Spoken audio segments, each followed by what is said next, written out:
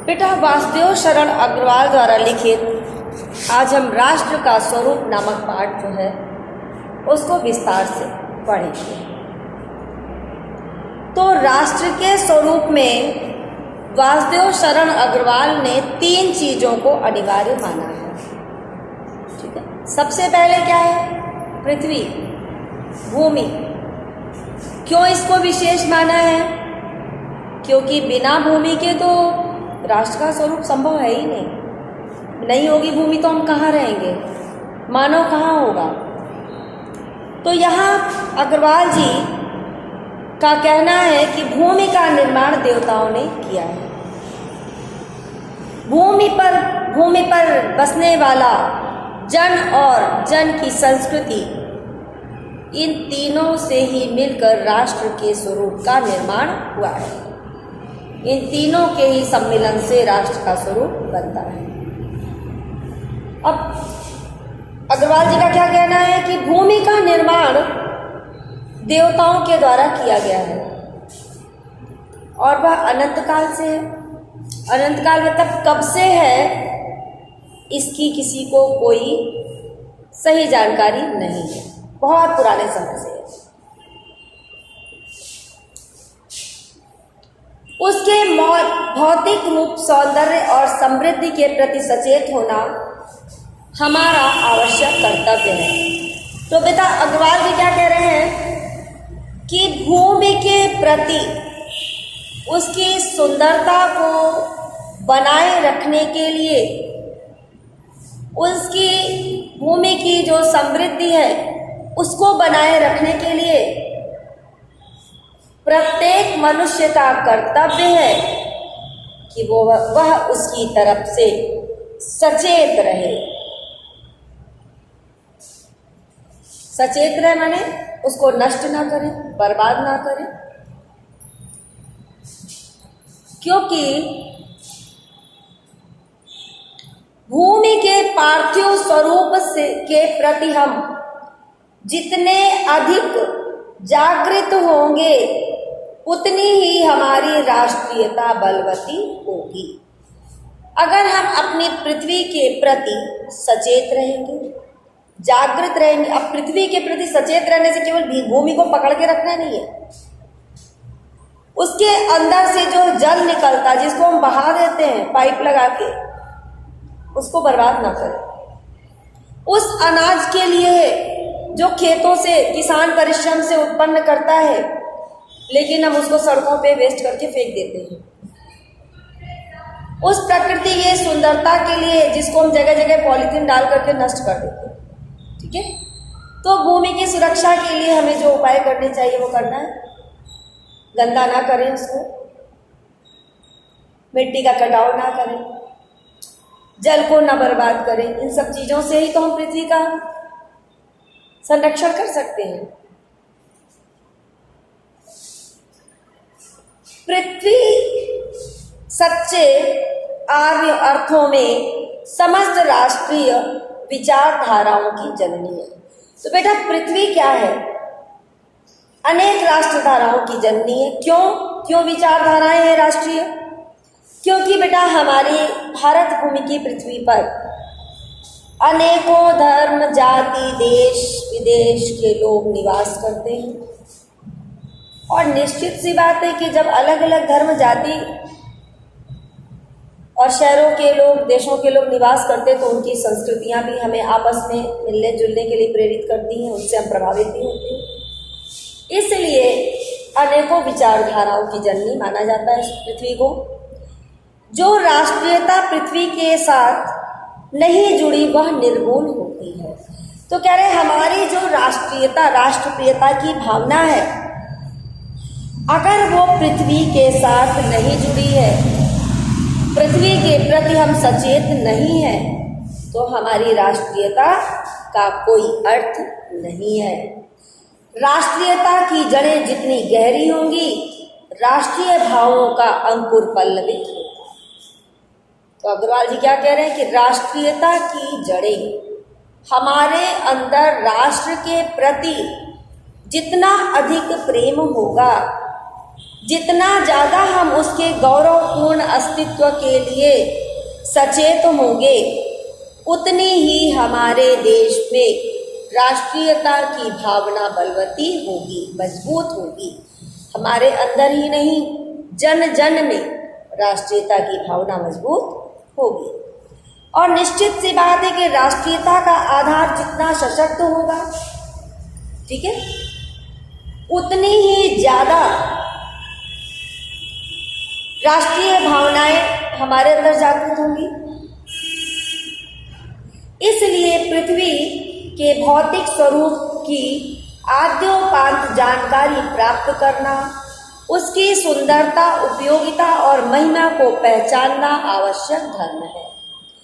तो अग्रवाल जी क्या कह रहे हैं कि पृथ्वी के प्रारंभ से लेकर के अंत तक भौतिक स्वरूप की जानकारी रखना तथा उसके रूप, सौंदर्य, उपयोगिता एवं महिमा को पहचानना प्रत्येक मनुष्य का न केवल परम कर्तव्य है बल्कि उसका धर्म भी है।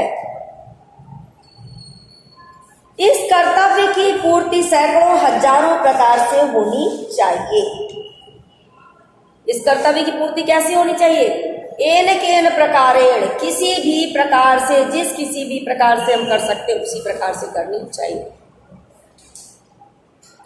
पृथ्वी से जिस वस्तु का संबंध है, चाहे वो छोटी हो या बड़ी हो, उसका कुशल प्रश्न पूछने के लिए हमें कमर कस लेनी चाहिए। देखिए, पृथ्वी से अगर मूल्यवान हीरे, जवाहरात, सोना, चांदी हमें प्राप्त होता है, तो पुष्प, कांटे, हर चीज हमको इस पृथ्वी से ही प्राप्त होती है। तो लेखक का कहना है कि छोटी से लेके बड़ी तक हर चीज की हमें जानकारी प्राप्त कर लेनी चाहिए, ठीक है। ये ना सोचे कि ये तुच्छ है, इसको हमें जान के क्या करना है। कभी कभी छोटा सा कांटा भी हमारे लिए औषधि का काम करता है।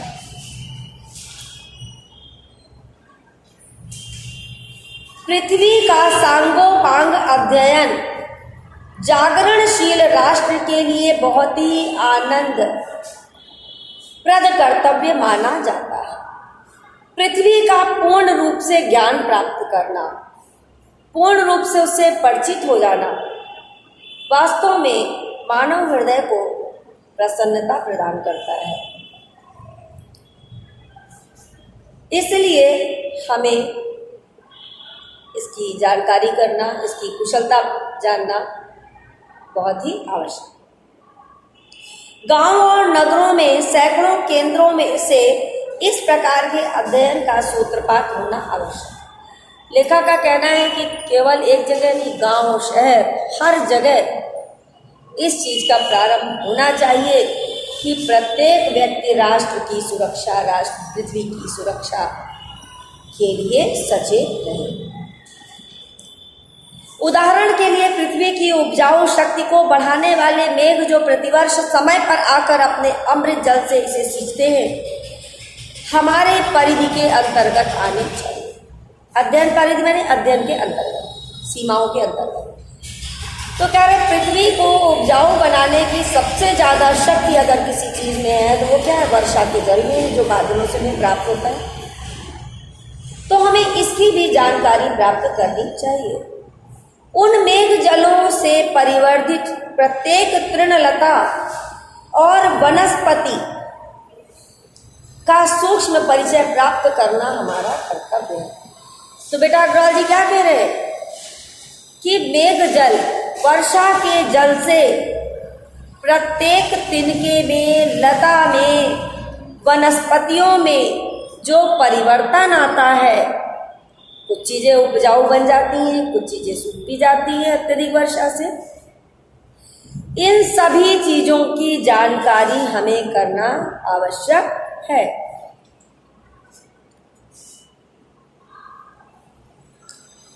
इस प्रकार जब चारों ओर से हमारे ज्ञान के कपाट खुले, ज्ञान के कपाट माने चक्षु, हमारे ज्ञान के चक्षु, हमारे ज्ञान के नेत्र, हमारे अंदर जो अज्ञानता है वो दूर हो जाना, ज्ञान का प्रकाश हो जाना। तब सैकड़ों वर्षों से शून्य और अंधकार से भरे हुए जीवन के क्षेत्रों में नया उजाला दिखाई देगा। तो बेटा जब हम ज्ञान प्राप्त कर लेंगे, ज्ञान की दिशा में आ जाएंगे, तो जो प्राचीन समय से हमारे जीवन में अंधकार छाया हुआ, हम कुएं के मेढक की तरह थोड़े से ज्ञान में संपूर्ण मानने लगते हैं, उसमें निश्चित रूप से प्रकाश हो जाएगा। वास्तव में हमें ज्ञान प्राप्त हो जाएगा। धरती माता की कोख में जो अमूल्य निधियां भरी पड़ी है, जिनके कारण वह वसुंधरा कहलाती है। अब क्या कह रहे हैं? धरती की कोख में, धरती की गर्भ में अनेकों हीरो जवाहरात, सोना चांदी, बहुत सारी मणियां छिपी हुई हैं, कीमती सामान भरा हुआ है। इसी के कारण धरती को वसुंधरा भी कहा जाता है। पशुओं को धारण करने वाली वसुंधरा कहलाती है। उससे कौन परिचित ना होगा? इस बात से आप सभी परिचित हैं, हम भी परिचित हैं। पृथ्वी के अंदर से बहुत सारी चीज़ें हमें प्राप्त होती हैं, खनिज, लवण, तेल जैसी चीज़ भी हमें, जो आप पेट्रोल के रूप में जलाते हो, फूकते हो, सारी चीज़ें हमें पृथ्वी के अंदर से मिलती हैं। लाखों करोड़ों वर्षों से अनेक प्रकार की धातुओं को पृथ्वी के गर्भ में पोषण मिला है। तो क्या कह रहे हैं? लाखों करोड़ों वर्ष से, आज की बात नहीं है, पृथ्वी के गर्भ में हमेशा से ही निधियों को पोषण मिला, वहीं वो पल रही है। दिन रात बहने वाली नदियों ने पहाड़ों को पीस अगणित प्रकार की मिट्टियों से पृथ्वी की देह को सजाया। बेटा हमारी पृथ्वी को सजाने के लिए मिट्टी कहाँ से प्राप्त होती है? पृथ्वी पर मिट्टी कहाँ से आती है? तो जब वर्षा का जल प्रवाहित होता है तो पहाड़ों से उसके टूटे हुए कण, ऊंचाई से बह करके आने वाले जल से तमाम जगहों की मिट्टी बह करके आती है, उससे हमारी पृथ्वी सुशोभित होती है, सुसज्जित होती है। हमारे भावी आर्थिक अभ्युदय के लिए इन सब की जांच पड़ताल अत्यंत आवश्यक है। कह रहे मिट्टी की जांच करके ही हम उससे फसल को अच्छी तरह उत्पन्न कर सकते हैं। किसी मिट्टी में चावल अधिक होता है, किसी में गेहूं अधिक होता है, किसी में मक्का उत्पन्न होता है। तो इसके लिए वैज्ञानिक लोग हमेशा शोध करते, खोज करते रहते, मिट्टी की भी जांच होती है। इसीलिए कह रहे हैं कि मिट्टी को जो उपजाऊ बनाया गया है उसका परीक्षण भी अत्यंत आवश्यक है।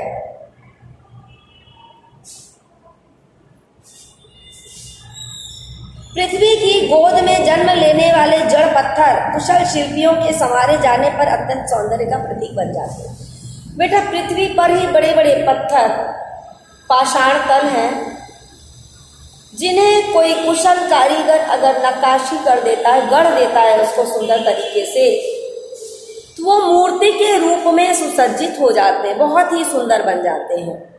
ठीक है, बहुत सुंदर बन जाते हैं। कभी शिव की मूर्ति बनाते हैं, कभी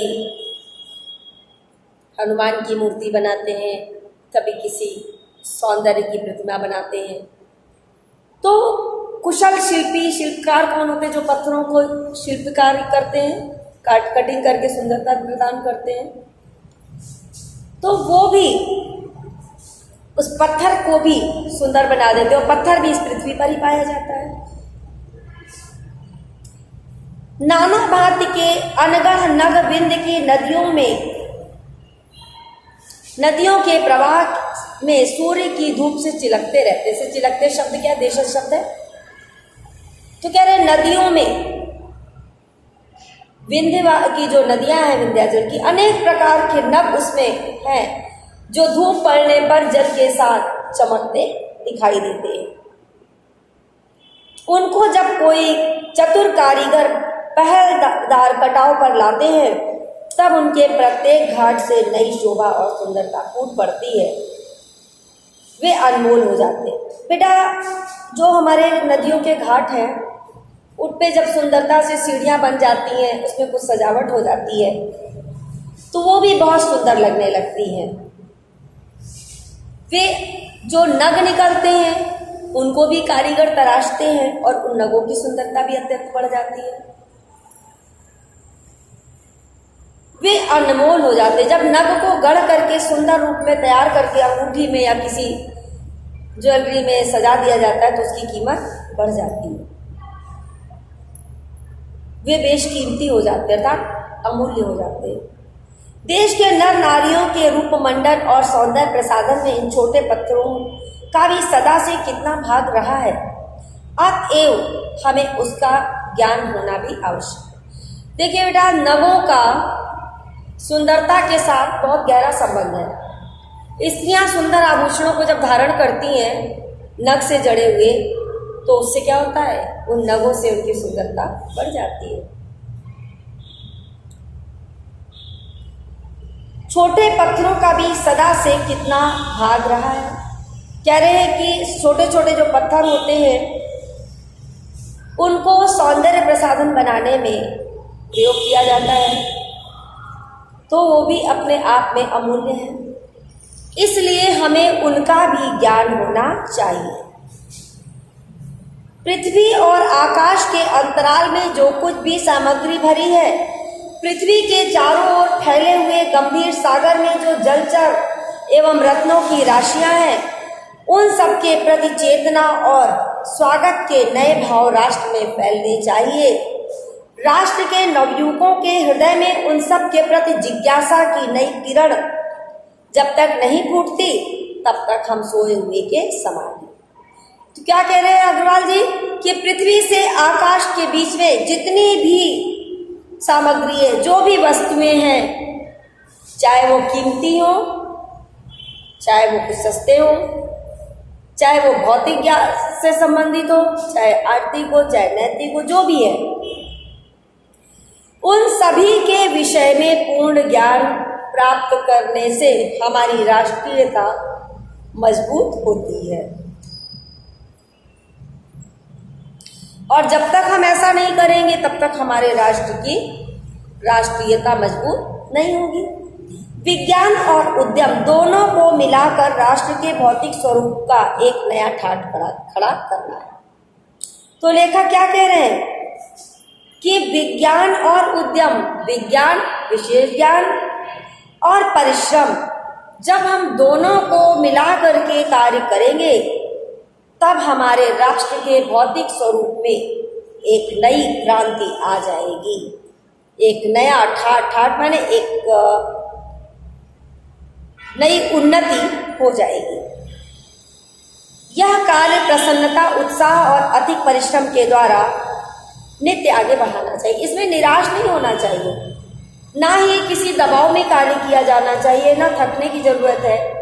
स्वेच्छा से, प्रसन्नता पूर्वक, सहमति से इस कार्य को किया जाना चाहिए। हमारा यह ध्येय हो कि राष्ट्र में जितने हाथ हैं उनमें से कोई भी इस कार्य में भाग लिए बिना रीता न रीता माने खाली। तो कह रहे हैं हमारा एक उद्देश्य होना चाहिए कि इस राष्ट्र में जितने भी हाथ है, जितने भी लोग हैं, सबके दो हाथ उसके डबल हो गए, तो कोई भी ऐसा न हो जो इस कार्य में भाग न ले, क्योंकि राष्ट्रीयता को पूर्ण करने के लिए हम सब एक एक व्यक्ति के परिश्रम की आवश्यकता है। तो कह रहे हैं कि सभी लोगों को इसमें भाग लेना चाहिए, कोई भी इससे वंचित नहीं रहना चाहिए, तभी मातृभूमि की पुष्कल समृद्धि और समग्र रूप मंडन प्राप्त किया जा सकता है। लेखक का कहने का आशय क्या है कि जब हम इतना परिश्रम करेंगे तभी हमारे राष्ट्र का पूर्ण रूप से विकास हो पाएगा, हमारा राष्ट्र पूर्ण रूप से उन्नति और समृद्धि को प्राप्त कर सकेगा और तभी हमारे राष्ट्र का स्वरूप निर्मित हो सकेगा। बेटा नेक्स्ट वीडियो में हम जन के विषय में पढ़ेंगे। Thank you.